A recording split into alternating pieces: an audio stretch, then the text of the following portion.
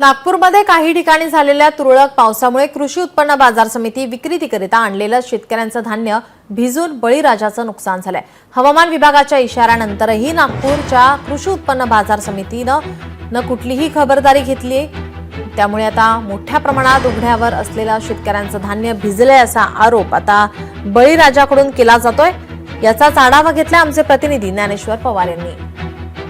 मागील 2 दिवसापासून विदर्भात सुरू असलेल्या पावसामुळे जे आहे ते नागपूरच्या कळमना मार्केटमध्ये मोठा फटका बसलाय। आपण दृश्यांमध्ये जर पाहाल तर या ठिकाणी साठवण्यात आलेली जी गव्हाची पोती होती ती रात्री आलेल्या पावसामुळे जे आहे ते एकूणच भिजून गेली आहे। त्यामुळे मोठं नुकसान यामध्ये जे आहे ते शेतकऱ्यांचं आणि व्यापाऱ्यांचं झाल्याचं दृश्य या ठिकाणी एकूणच पाहायला मिळतंय। आपण जर पाहायला गेलं तर कळमना मार्केटमध्ये जे आहे ते हे पोते या ठिकाणी ठेवण्यात आलेले होते, मात्र या ठिकाणी पुरेसा शेडची सुविधा या ठिकाणी उपलब्ध नसल्या कारणाने जे आहे ते उघड्यावरच जे आहे ते ही पोती या ठिकाणी ठेवावी लागतात आणि काही प्रमाणात जे पोती आहे ते शक्यतो या ठिकाणी ताडपत्रीने जे आहे ते झाकल्या गेले, मात्र अपुरी ताडपत्री जे आहे ते असल्या कारणाने देखील काही पोते उघड्यावर होते आणि रात्री जो पाऊस झाला मुसळधार पाऊस त्या पावसामुळे जे आहे ते याचा फटका जे आहे या ठिकाणी गव्हाची पोती जे आहे ते मोठ्या प्रमाणात भिजले। आपण दृश्यात जर पाहाल तर मोठं नुकसान जे आहे ते यामध्ये शेतकरी असेल आणि व्यापारी असेल यांचं झालेलं आहे। का कोणती शेडची सुविधा आणि ताडपत्रीची सुविधा जी आहे ते अपुरी असल्या कारणाने जे आहे ते हे संपूर्ण गव्हाचे पोते एकूणच जे आहे ते भिजल्याचं दृश्य या ठिकाणी पाहायला मिळतोय। आणि